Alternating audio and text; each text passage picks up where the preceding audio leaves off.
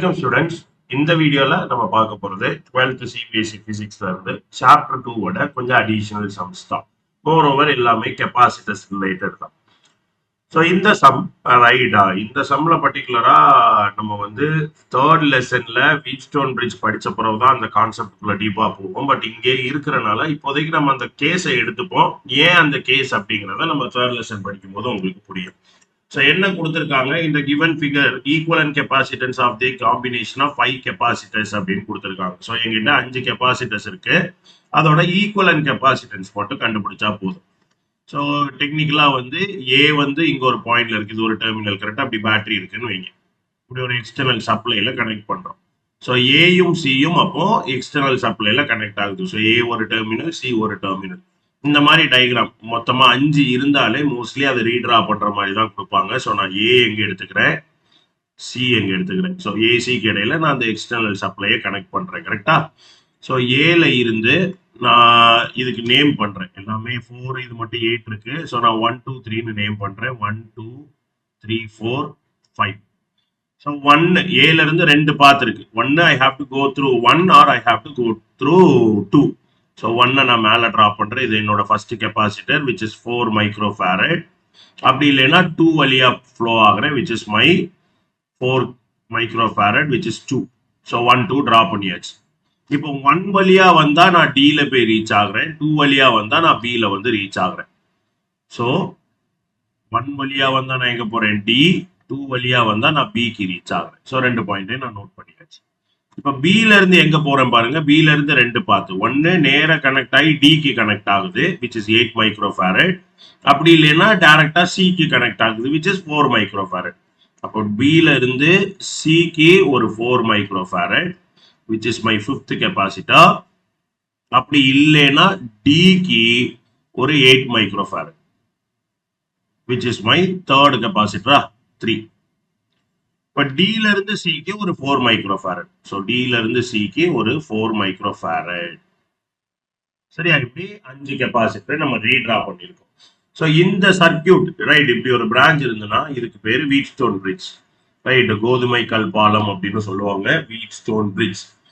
இதுல நம்ம செக் பண்ண வேண்டியது ஒண்ணு, இந்த ரேஷியோ ரைட் 1 2 5 4 4 5 இருக்குல்ல, 1 2 4 5 இந்த ரேஷியோவை நான் செக் பண்ணோம். அந்த ரேஷியோ செக் பண்ணும்போது எந்த ஆர்டர் வேணாலும் எடுத்துக்கலாம். ஃபார் எக்ஸாம்பிள் 1/2னா 4/5, 1/4னா 2/5 இப்படி எடுக்கணும். ஸோ நான் C1/C2 செக் பண்றேன், எவ்வளவு 1. அதே மாதிரி C4/C5 செக் பண்றேன், அதுவும் 1. கிளியரா, எல்லாமே 4 மைக்ரோஃபாரட் தானே. இப்படி இந்த ரேஷியோ ஈக்குவலா இருந்தா இது ஒரு பேலன்ஸ்டு கண்டிஷன் சொல்லுவாங்க. இது ஒரு பேலன்ஸ்டு கண்டிஷன். ஸோ இந்த ரேஷியோ ஈக்குவலா இருக்கும்போது balanced கண்டிஷன்னா there is no current that will flow through the dB branch. So current through dB equal to 0. இப்போ கரண்டே ஃப்ளோ ஆகலைன்னா அங்கே ஏதாவது சார்ஜ் ஆகுமா, ஆகாது. அப்போ எனக்கு இது டம்மி பாவா ரைட். இந்த சிறுத்தை படத்துல சந்தானம் சொல்லுவாங்க அந்த பாம்பு டம்மி பாவா அப்படின்னு. ஸோ இந்த டிபி ஒரு டம்மி பாவா, எனக்கு அப்போ அந்த டிபி தேவையில்லை. அப்ப இந்த சர்க்கியூட்டை நான் ரீட்ரா பண்ணேன் அப்படின்னா அந்த டிபி தேவையில்லாததுனால இப்படிதான் இருக்கும்.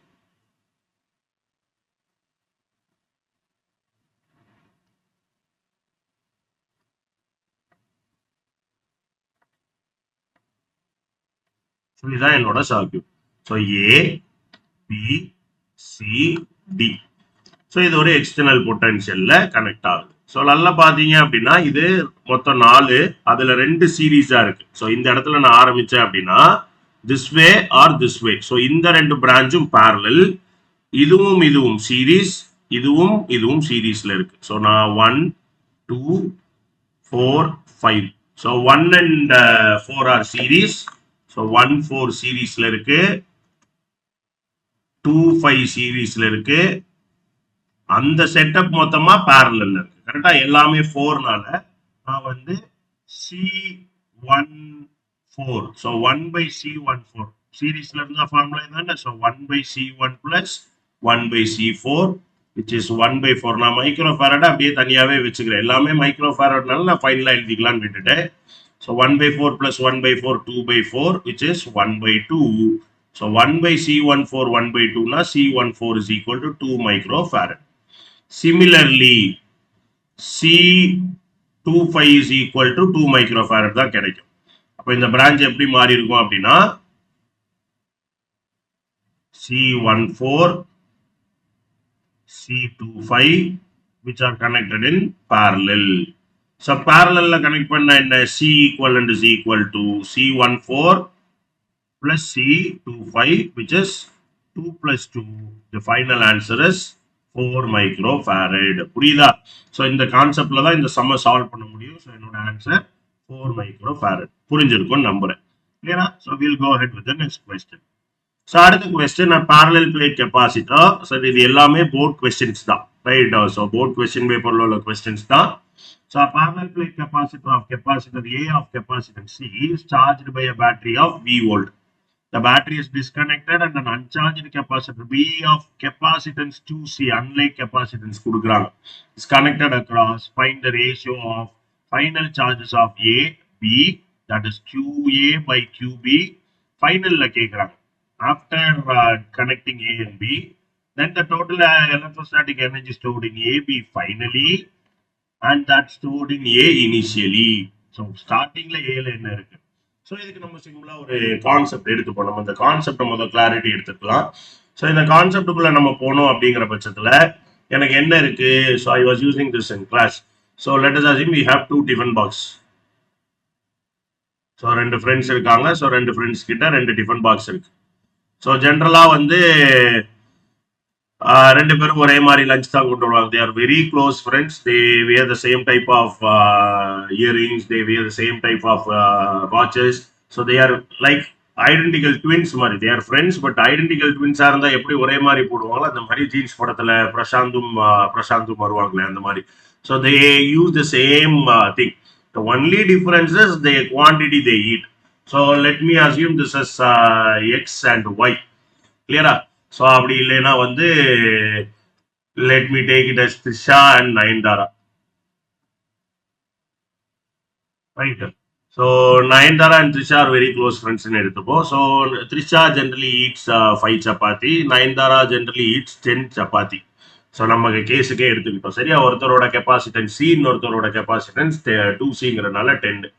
ஸோ ஒன் ஃபைன் டே என்னாச்சு அப்படின்னா வந்து த்ரிஷாவோட டிஃபன் பாக்ஸ் வந்து இந்த சாமி படத்துல அவரை காப்பாத்துறதுக்கு தூக்கி எரிஞ்ச மாதிரி எரிஞ்சிட்டாங்கன்னு வச்சுப்போம். ஸோ டிஃபன் பாக்ஸ் வந்து சாப்பாடுலாம் கொட்டிடுச்சு. ஃபார்ச்சுனேட்லி ஷி ஹேஸ் அ காலி டப்பா விச் இஸ் ஸ்நாக்ஸ் டப்பா. So since Trisha and Nayanthara very close friends obviously they will share and eat. So இப்போ நயன்தாரா கிட்ட 10 சப்பாத்தி இருக்கு. Now since they are very close friends they are gonna share. எப்படி share பண்ணிப்பாங்க? Okay, இந்தா உனக்கு 5 எனக்கு 5 நம்ம பாதி பாதியா பிரிச்சுப்போம் அப்படின்னு பிரிக்கலாம். ஜென்ரலா தான் பாப்பா ஷேர் பண்ணிக்கலாம்னா பாதி பாதியா பிரிச்சுக்கலாம்னு நினைக்கலாம். இதுல ஒரு சின்ன சட்ட சிக்கல் இருக்கு. அப்படி பிரிக்கும் போது Trisha can reach her full capacity. அதாவது எனக்கு ஃபுல்லா படம் வயிறு முட்டை சாப்பிட்டேன் அப்படின்னு. ஆனா நயன்தாராக்கு 50% தான் ஃபுல்லா.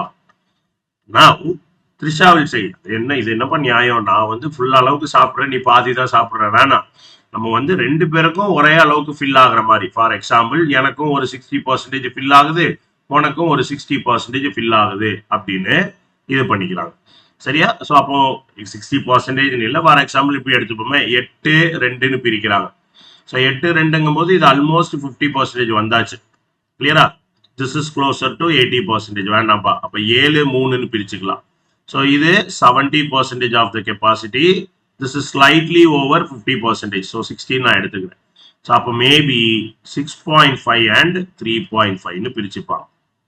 இப்போ நான் 6 சப்பாத்தி சாப்பிட்றேன், நீ 3 சப்பாத்தி சாப்பிடுன்னு பிரிச்சுக்கிறாங்க. அப்போ இந்த குவான்டிட்டி எப்படி பிரியும் அப்படிங்கிறது அவங்க 2 பேரோட கெப்பாசிட்டியை பொறுத்து இருக்கு. இப்போ 2 பேருக்குமே 10 சப்பாத்தி தான் கெப்பாசிட்டி அப்படிங்கும் போது ஓகே 10ல இங்க 0வா இருக்குப்பா, சரிவா ஆளுக்கு 5 சாப்பிடலான்னு பிரிச்சுக்க வாய்ப்பு இருக்கு. கிளியரா? அப்ப எனக்கு the quantity that I will divide depends upon the capacity of the 2 capacitors. இப்ப சார்ஜ் பிரிய போகுது. சரியா? அப்ப ஆனா ஈக்குவலா பிரியணுங்கிறது எப்பவுமே மேண்டேட்டரி கிடையாது. கெப்பாசிட்டன்ஸ் 2ம் ஈக்குவலா இருந்தா ஈக்குவலா பிரியும். இல்லைன்னா எவ்வளவு பிரியுதுங்கிறது depends upon the capacity ratio. This is point number 1. ரெண்டாவது, இது என்ன ஆக்சுவலா இந்த கேஸ்ல என்ன நடக்குது? ஸோ என்கிட்ட ஒரு கெப்பாசிட்டர் இருக்கு. ஸோ இந்த கெப்பாசிட்டரை கொண்டு போய் நான் ஒரு எக்ஸ்டர்னல் சப்ளைல கனெக்ட் பண்றேன். இந்த எக்ஸ்டர்னல் சப்ளைல நான் கனெக்ட் பண்ணும்போது என்ன ஆகும்? இப்போ இது 0 பொட்டன்ஷியல், இது ஒரு 200 வோல்ட்னு வச்சுப்போமே. கொஞ்சம் கொஞ்சமா இது சார்ஜ் ஸ்டோர் பண்ணும். ஸோ சார்ஜ் ஸ்டோர் பண்ணும். சரியா? சார்ஜ் ஸ்டோர் ஆகும்போது என்ன நடக்கும்? இதோட பொட்டன்ஷியல் கொஞ்சம் கொஞ்சமா இன்க்ரீஸ் ஆகி 0ல இருந்து 200 வரைக்கும் வரும். Now the potential are equal, so potential difference 0, so no charge flows. So அப்ப என்னோட கெப்பாசிட்டி ஃபுல் கெப்பாசிட்டியை ரீச் பண்ணிடுச்சு. அப்ப என்னோட கேஸ் 1ல நான் எடுக்கும்போது என்னோட ஃபர்ஸ்ட் கெப்பாசிட்டி இங்க நம்ம பேசின கேஸ் நயன்தாரா டிஃபன் பாக்ஸ்ல தான் சாப்பாடு இருந்துச்சு, கரெக்டா? So in case of Nayanthara, so the tiffin box is full, here the capacitor is full. அப்ப என்னோட charge Q1 equal to maximum, right? C1 we have, which is C தான் கொடுத்திருக்காங்க. V is equal to the external potential V, V1, C1, Q1. So, அப்போ இந்த Q கான formula என்ன? Q equal to CV, capacitance, right? Capacitance ஓட இதுல Q equal to CV தான் formula. So அப்போ CVங்கிற அளவுக்கு சார்ஜ் இங்க ஸ்டோர் ஆயிடுச்சு, which is my Q1. இப்போ இதை அப்படியே கலட்டி எடுத்து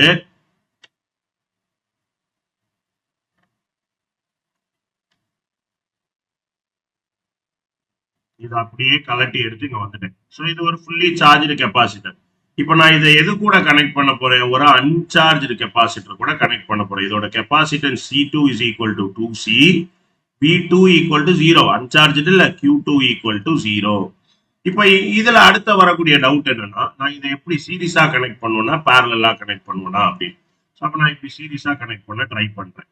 ஸோ இப்படி சீரிஸா நான் கனெக்ட் பண்ணேன் அப்படின்னா இந்த ரெண்டு டெர்மினல் கனெக்ட் ஆயாச்சு.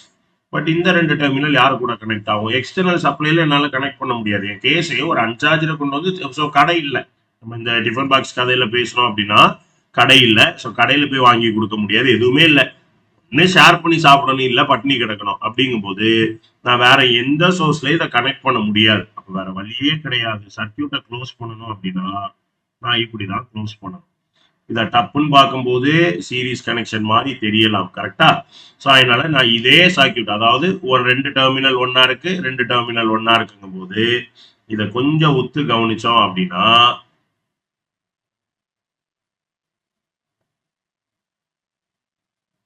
இதை நான்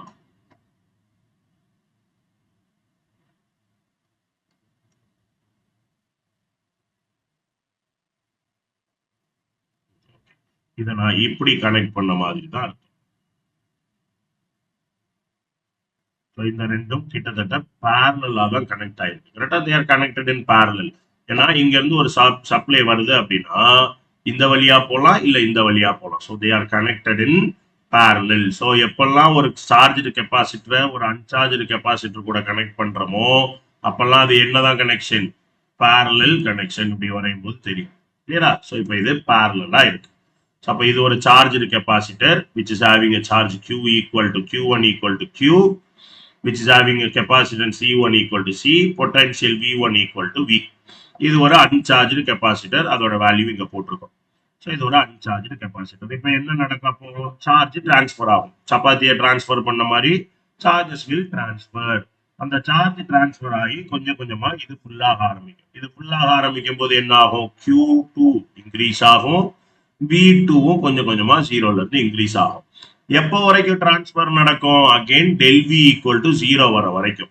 அதாவது V1 டேஷும் V2வும் ஈக்குவல் ஆகிற மாதிரி நான் டேஷ்னு எடுத்துக்கிறேன். ஏன்னா இனிஷியலா V2 இருக்குல்ல.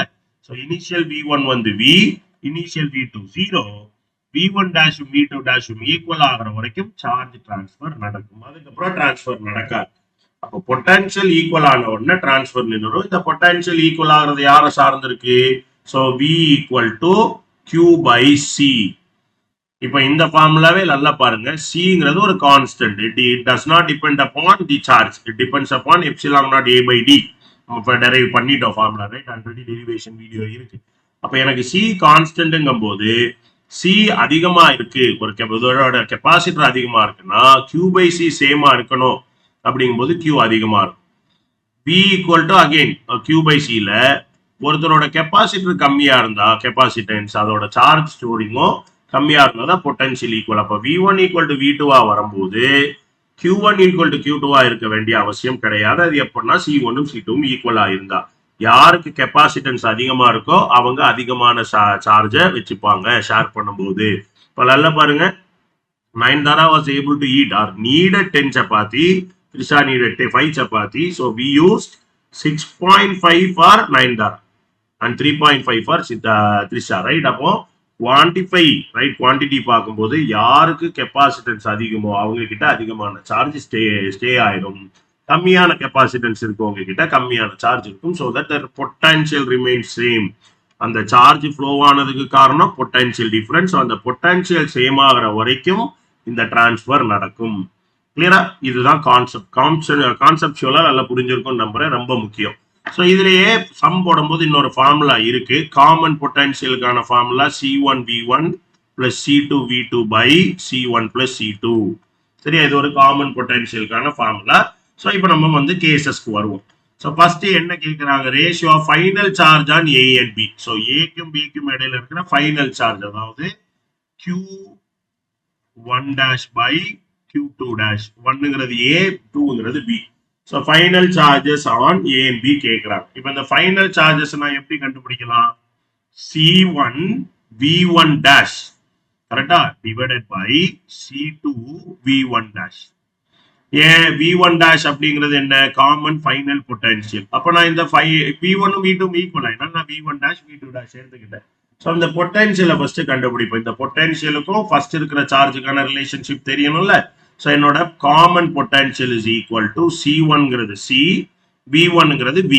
நான் V1 அதாவது ஃபர்ஸ்ட் இருக்கிறது இனிஷியலா இருக்கிறது பிளஸ், அதாவது டிஸ்சார்ஜ் பண்ண முன்னாடி, அதாவது கனெக்ட் பண்ண முன்னாடி, இங்க எடுத்துட்டு வந்து ரெண்டு பேரும் பேரலா கனெக்ட் பண்ண முன்னாடி இந்த வேல்யூஸ். சரியா? So V2 equal to 0, C2 equal to 2C. இதை நான் சப்ஸ்டியூட் பண்ணி அந்த ஷேர் பண்ணதுக்கு அப்புறம் பொட்டன்ஷியல் எவ்வளவு இருக்கும் அப்படின்னு பார்க்க போறோம். ஸோ 0, ஏன்னா V2 ஈக்குவல் டு 0ங்கிறனால இது 0 டிவைடட் பை C1 வந்து C, C2 வந்து 2C. CV by 3C, C கட்டாயி V by 3. So என்னோட ஃபைனல் பொட்டன்ஷியல் என்ன? இனிஷியலா இருந்ததுல 1/3 இருக்கும். கிளியரா? ஸோ இதான் வந்து என்னோட காமன் பொட்டன்ஷியல். அப்ப எனக்கு C1 V1 dash C2 V2 dash கண்டுபிடிக்க போறேன். ஸோ C1 V1 dashனா C1 வந்து C தான், V1 dash வந்து V by 3 டிவைடட் பை C2ங்கிறது 2C, V2 டேஷ்ங்கிறதும் V by 3. டெக்னிக்கலா எல்லாமே கட்டாயம் என்ன கிடைக்கும்? 1/2. அப்போ Q ஒரு சார்ஜ் வச்சிருந்துச்சுன்னா Q2ல 2 சார்ஜ் இருக்கு. டபுள் த கெப்பாசிட்டன்ஸ்ல. நீங்க இதை பிராக்டிக்கலா இங்க பார்த்தாலே தெரிஞ்சிடும். கிளியரா? ஸோ டபுள் ஃபார் எக்ஸாம்பிள் இங்க டபுள்ல வரணும்னா 10 வந்து ஈக்குவல் 3 பார்ட்ஸா பிரிக்கணும். ஸோ அப்போ 3.33. ஸோ நம்ம போட்ட கணக்குப்படி இது என்ன? 6.66. இது 3.33ன்னு வரும். ஸோ இந்த ரேஷியோல தான் சப்பாத்தியை பிரிச்சிருந்திருக்கணும். So that they'll have almost equal proportion, right? That is the potential being equal. But okay, so இங்க எனக்கு என்ன கிடைச்சிருக்கு? 1/2ங்கிற ஆன்சர் கிடைச்சிருக்கு. இது என்ன? Q1 by Q2. So Q1 by Q2 நான் முடிச்சாச்சு. இதான் ஃபர்ஸ்ட் ஆன்சர். செகண்ட் ஆன்சர் என்ன கேட்டிருக்காங்க?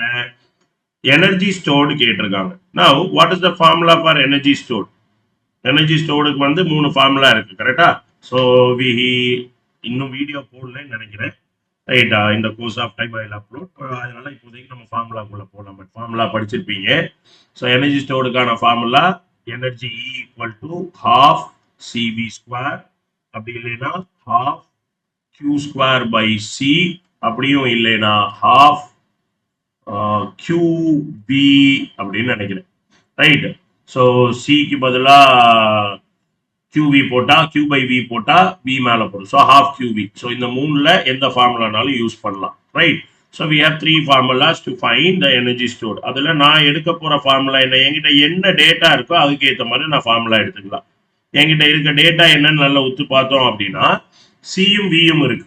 ஸோ நான் அதுக்கு போறேன். ஸோ என்னோட இனிஷியல் எனர்ஜி, அதாவது கேஸ் 1 இனிஷியல் எனர்ஜி இன் ஏ, நான் முதல் அதை கண்டுபிடிக்கிறேன். So initial energy in A. So என்ன formula? UA is equal to UA initial is equal to ½ C. Cங்கிறது C தான், Vங்கிறது V. So ½ CV². Final energy. So final எனர்ஜினா டிரான்ஸ்ஃபர் ஆகி முடிஞ்ச அப்புறம். கரெக்டா? ஸோ UA dash, இது ஃபைனலுங்கிறனால நான் டேஷ்ங்கிற சிம்பிள் யூஸ் பண்ணிக்கிறேன். UA dash is equal to ½ C. Cங்கிறது C தான் இருக்கு. V வந்து V by 3 மாறிடுச்சு. ஸோ அப்போ என்ன 9 வரும். So 1/3 square 9, 3 9 into 2 18. So 1/18 CV square. UB dash, யூபியோட இனிஷியல் எனர்ஜி 0, ஏன்னா அதுல சார்ஜே இல்லை, அதனால தான் அதை அவங்க கண்டுபிடிக்க சொல்லல. UB dash is equal to half 2c into v/3 the whole square, which is 2 cut ஆயிரும். So C v square by 9. சரியா? ஸோ என்னோட பில இருக்கிற final energy CV square by 9, என்னோட ஏல இருக்கிற ஃபைனல் எனர்ஜி 1/18 சிவி ஸ்கொயர். முத என்கிட்ட இருந்த எனர்ஜி 1/2 சிவி ஸ்கொயர். கரெக்டா? இப்போ ரேஷியோ கண்டுபிடிக்கிறதுக்கு இங்க கண்டுபிடிச்சேன்னா, தட் இஸ் a/b கண்டுபிடிச்சேன்னா, அதுவும் பாத்தீங்கன்னா ஏல இருக்கிறது 1/2 times of b. So ua dash by ub dash is equal to 1/18 cv square by 1/9 cv square. cv square cut ஆயிரும். 1/18 into 9/1, which is 1/2. இதான் ஆன்சர். ரொம்ப முக்கியமான ஒரு கான்செப்ட் இது. ரைட். அன்லைக் மேபி இது ஒரு முக்கியமான கொஸ்டின் நான் சொல்றத விட இந்த கான்செப்டை நம்ம இம்பார்ட்டன்டான கான்செப்ட்னு சொல்லுவேன். So make sure you go through it properly. So we'll go ahead with the next question. So the space between the parallel plates of a parallel plate capacitor is completely filled in two ways. In the first case, it is filled with a slab of dielectric constant K.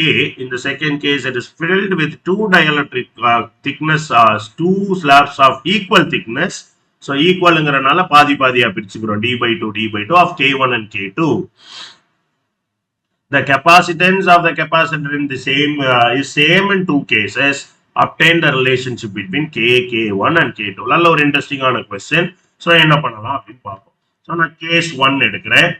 So case 1ல என்னோட கெப்பாசிட்டன்ஸ்க்கான formula C equal to KC0 derive பண்ணிட்டோம், வீடியோவும் இருக்கு. So K into epsilon naught A by D. இதான் என்னோட case 1ஓட கெப்பாசிட்டன்ஸ். Kங்கிறதுனால K எடுத்துக்கிட்டேன். கேஸ் 2ல என்ன நடக்குது? ஸோ இது டெக்னிக்கலா இது ஒரு ரெண்டு கெப்பாசிட்டர் மாதிரி இப்படி ஃபுல் ஸ்பேஸுக்கு வச்சா we can take it as series connection. So அப்போ இந்த கெப்பாசிட்டன்ஸை நான் ரெண்டா உடைச்சு ரெண்டு கெப்பாசிட்டரா மாத்துறேன், C1 C2. ஸோ இதுல K1 வைக்கிறேன், இதுல K2 வைக்கிறேன். இதோட டயாமீட்டர் டிஸ்டன்ஸ் வந்து d/2 மாறுது, இதுவும் d/2. இப்போ என்னோட C1 is equal to epsilon naught A by d/2 K1 into. கரெக்டா? ஸோ கெப்பாசிட்டன்ஸ் என்ன ஆகுது? ஆல்ரெடி இருந்ததோட கேப் பாதி ஆகுறேன். அப்போ கெப்பாசிட்டன்ஸ் அதிகமாகணும். ஸோ d/2 போட்டிருக்கோம், 2 மேலதான் போகும். பிளஸ் நான் வேற ஒரு டயலக்ட்ரிக்கை வைக்கிறேன். ஸோ அது K1, Kக்கு பதிலாக K1. ஸோ அப்போ இது 2K1 epsilon naught A by D. C2ஓட கெப்பாசிட்டன்ஸ் இதே மாதிரி இது பண்ணா 2K2 epsilon naught A by Dன்னு கிடைக்கும். இது ஒரு சீரீஸ் கனெக்ஷன். அப்போ என்னோட 1/C equivalent is equal to 1/C1 plus 1/C2. So 1/Cங்கிறதுனால நான் டைரக்டா இந்த ரெண்டே தலையில எழுதிடுறேன். ஸோ என்ன வரும்? d/2k epsilon naught A, which is K1, plus d/2K2 epsilon naught A.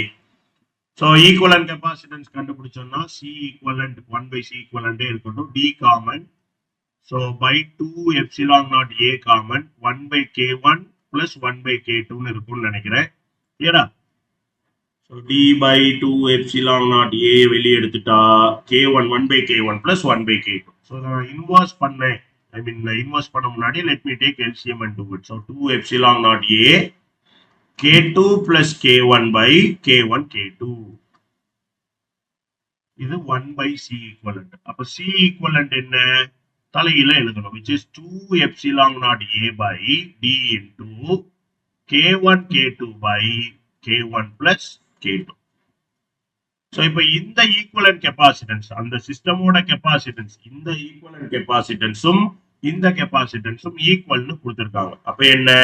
C equal to is equivalentனா K epsilon naught A by D is equal to 2 epsilon naught A by D into K1 K2 by K1 plus K2. So அவங்க கேட்டிருக்கிறதே அந்த relationship தான். So K equal to 2 into K1 K2 by K1 plus K2. இதுதான் answer. புரியுதா? அப்போ நம்ம relationship develop, அதாவது K1க்கும் K2க்கும் Kக்கான relationship கேட்டாங்க, நம்ம அதை கண்டுபிடிச்சாச்சு. So K equal to 2 K1 K2 by K1 plus K2. So இதுதான் இந்த கொஸ்டினோட ஆன்சர். ஸோ நெக்ஸ்ட் கொஸ்டின், இந்த ரெண்டுமே ரொம்ப ஈஸியான கொஸ்டின் தான், ஆனா அந்த கான்செப்ட்ஸ்ல நம்ம யோசிச்சிருந்திருக்கணும். ஸோ இந்த கொஸ்டினுக்கு வந்தோம் அப்படின்னா, unlike my first question, first கொஸ்டின்ல பாத்தீங்கன்னா அதுல வந்து ஸ்டார்டிங்லேயே ஒரு கெப்பாசிட்டர் இருந்துச்சு, அதுக்கப்புறம் அந்த வயர்ஸ்லாம் இருந்துச்சு. கரெக்டா?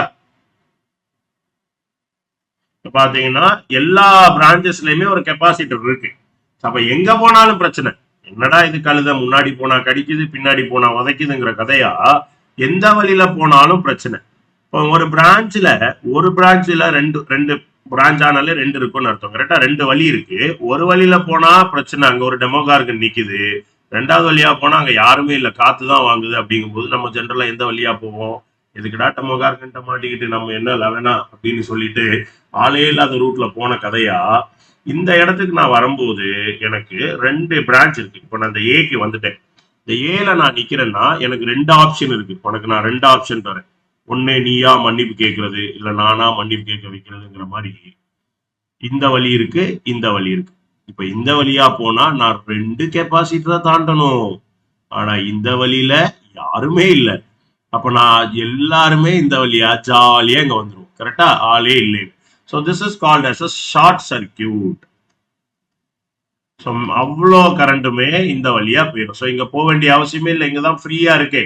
சரியா? ரோடு காலியா இருக்கும்போது நான் ஏன் அங்க போகணும்னு இங்க வந்துட்டேன்.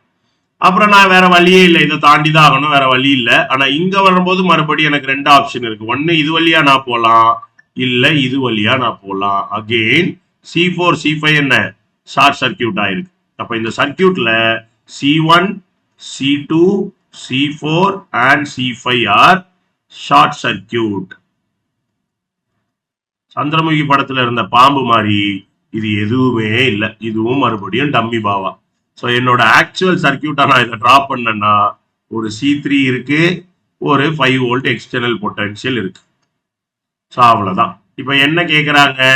Maximum charge supplied by the battery, total energy stored. Charge எப்படி கண்டுபிடிப்பீங்க? Q equal to CV. So C3 எவ்வளவு? C3 C4 C2 எல்லாம் 2 micro farad. So 2 into 10⁻12. V எவ்வளவு? V5A, which is 10 into 10⁻12. This is your charge. சரியா? Coulomb. Now energy stored, total energy formula half CV square of the system தான். பாருங்க network தான் கேக்குறாங்க. But நம்ம நெட்வொர்க்கோட CE3 தான் நெட்வொர்க்கோட capacitance. So half into 2 into 10⁻12 into 5 square 25. So 25 into 10⁻12 joule. அவ்வளவுதான், முடிச்சிட்டோம். சரியா? as simple as it. ரொம்ப ஈஸியான ஒரு கொஸ்டின். பட் இந்த கான்செப்ட்ல நமக்கு யோசிக்க தெரியணும். ஷார்ட் சர்க்கியூட் பண்ணியிருக்காங்க அப்படிங்கிறத நம்ம யோசிக்கல அப்படின்னா மாட்டிப்போம். ஸோ இந்த சம்ம நம்ம முடிச்சாச்சு. கிளியரா? ஸோ அடுத்த கொஸ்டினுக்கு போகலாம்.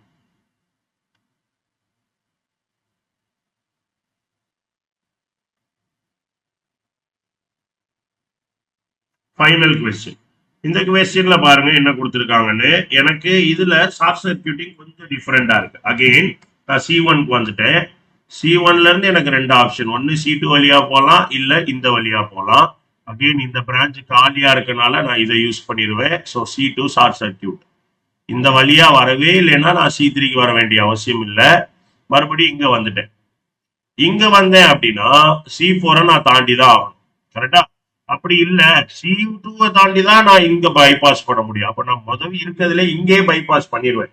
சரி, அதான் கண்ணுக்கு ஒன்றும் தெரியல, எங்கே பைபாஸ் பண்ணி C2 C3 ஸ்கிப் பண்ணிட்டு அப்ப இங்க வந்து பார்த்தா வேற வழி இல்ல, C4 நான் தாண்டி ஆகணும். அப்போ C4 தாண்டுவேன், C5 தாண்டுவேன். இப்ப எல்லாத்தையும் நான் தாண்டி தான் ஆகணும். அப்படிங்கும் போது இது எல்லாமே என்ன? Series connection. Again C2 and C3 are short circuit. அப்ப எனக்கு என்னதான் இருக்கும் இந்த சீரீஸ்ல? C1 C4 C5 அவ்வளவுதான். சரியா? we are connected to an external supply. அது கொடுத்திருக்காங்களா? 7 வோல்ட்னு கொடுக்குறாங்க. கேஸ் 2ல கொடுக்குறாங்க. so this is C1 C4 C5 எல்லாமே 2 மைக்ரோ ஃபேரட் சீரீஸ்ல கனெக்ட் ஆயிருக்கு. அப்போ 1 by C equal is equal to 1 by C1 plus 1 by C2 plus C2 by C4ல இங்க plus 1 by C5.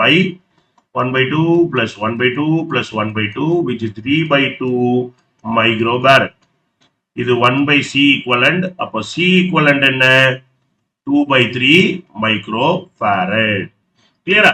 So இப்போ எனக்கு C equivalent தெரிஞ்சாச்சு. என்ன கேட்டிருக்காங்க? If the DC source of 7 volt is connected across AB and how much charge is drawn from the source and what is the energy stored? So Q equal to C equivalent into V, which is 2 by 3 into 7, 14 by 3 coulomb. Micro ஓட்டம்ல micro தானே, so which is 10 power minus 6, so 10 power minus 6 coulomb, micro coulomb னு வரும். கிளியரா? Micro farad. So அடுத்து என்ன energy stored half CV square, which is half into 2 by 3 into 10 power minus 6 into V square, which is 49, 14 இல்ல 49, so 2 cut ஆயிரும், so 49 by 3 micro joule. சரியா? 49 by 3 micro joule. அவ்வளவுதான். so சம்ம முடிச்சாச்சு. so make sure you follow this technique. so எப்பெல்லாம் வந்து உங்களுக்கு ஒரு சர்க்யூட் வந்து ஷார்ட் சர்க்யூட் ஆகுதோ அப்பெல்லாம் இப்படிதான் சால்வ் பண்ண வேண்டிய இருக்கும்.